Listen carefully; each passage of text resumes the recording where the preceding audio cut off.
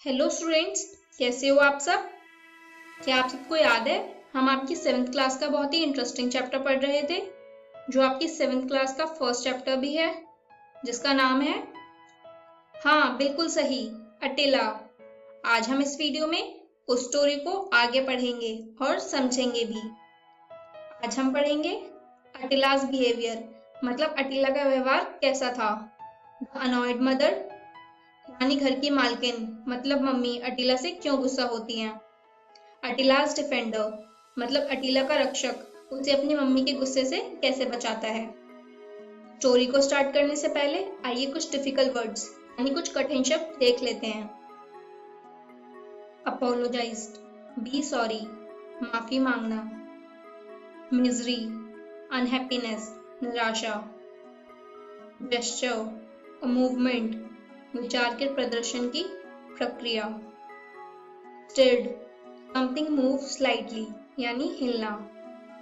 Defender, guard यानी रक्षक। चलिए स्टार्ट करते हैं।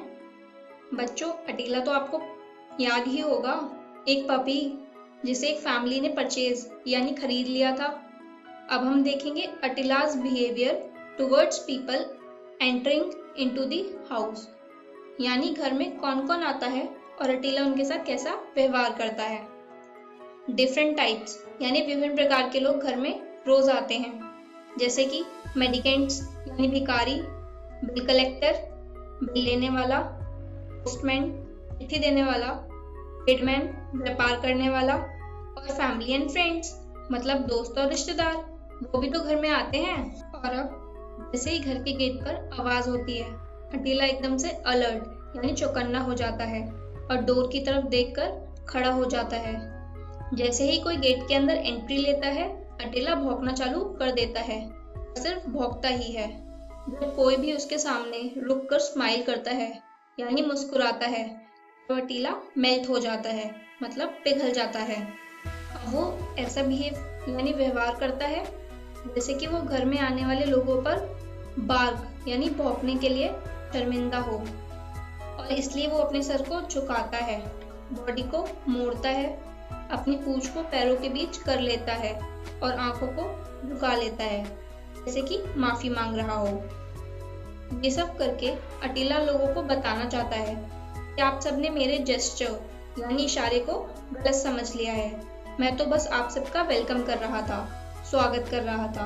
और अब जब तक अटिला के सर पर कोई हाथ ना रख दे या उसके पीठ ना थपथपा दी जाए, वो ऐसे ही उदास बैठा रहता था। और तभी अटिला realised his bouncing advances caused much unhappy misunderstanding, मतलब धीरे धीरे उसे एहसास होने लगता है कि लोग उसके भौंकने का गलत अंदाजा लगा लेते हैं। इसलिए जब गेट पर आवाज होती है, he hardly stirred, मतलब वो मुश्किल से ही अपनी जगह से हिलता है। He merely looked in that direction, वो बस उसी दिशा में चुपचाप देखता रहता है। और अब अटिला के इस बिहेवियर से मदर को गुस्सा आ जाता है, और तभी somebody asked, why not change his name to blind worm? हम इसका नाम अंधा कीड़ा क्यों नहीं रख देते हैं? ऐसा इसलिए बोला बिकॉज अब अटिला किसी पर भी ज्यादा बात नहीं करता है।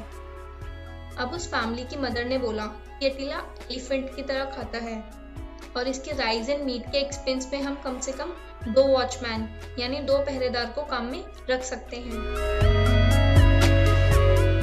अभी मम्मी बोलती हैं, somebody comes every morning and steals away all the flowers in the garden, मतलब कोई हर रोज बगीचे में आता है और सारे फूल तोड़कर चला जाता है और अटिला कुछ भी नहीं करता है।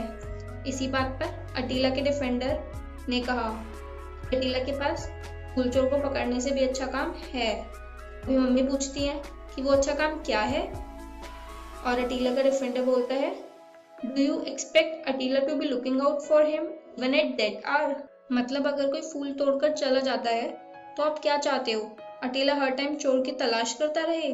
उसके बाद उस घर की मालकिन मतलब मम्मी और उस घर के सबसे छोटे व्यक्ति यानी मम्मी के बेटे के बीच में बहस हो जाती है। मम्मी बोलती हैं, क्यों नहीं, ये खाते पीते कट्टे कट्टे कुत्ते को सोने की जगह अपना काम ही करना चाहिए और तुम्हें तो उस पर शर्म आनी चाहिए। You ought to be ashamed of your dog. तो बेटा बोलता है, वो सारी रात नहीं सोता है, मैंने काफी बार उसे घर के चारों ओर घूमते देखा है। मम्मी बोलती हैं, Really? Does he prowl about all night? क्या सच में वो सारी रात घर में घूमता है?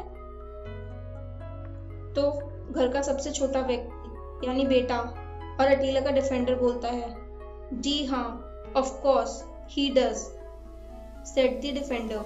फिर मम्मी बोलती हैं अटीला के डिफेंडर से, इसे रात में एक रूम में बंद कर देना, नहीं तो अगर चोर आया तो अटीला इतना फ्रेंडली है कि उसे पूरा घर घुमा देगा, और अगर अटीला रूम में लॉक्ड रहेगा तो कम से कम चोर ज्यादा सक्सेसफुल नहीं हो पाएगा।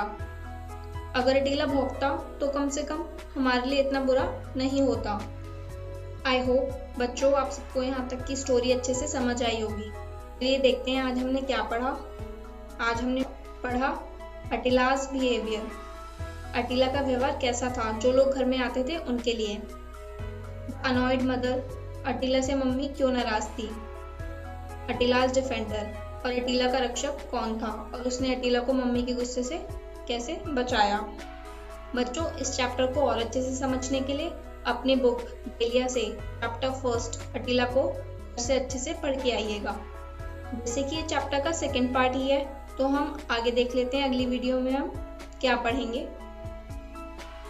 अगली वीडियो में हम पढ़ेंगे हु वाज रंगा, रंगा कौन था। What did Attila do when he heard of a cat? अटीला ने बिल्ली के बारे में सुना तो उसने क्या किया।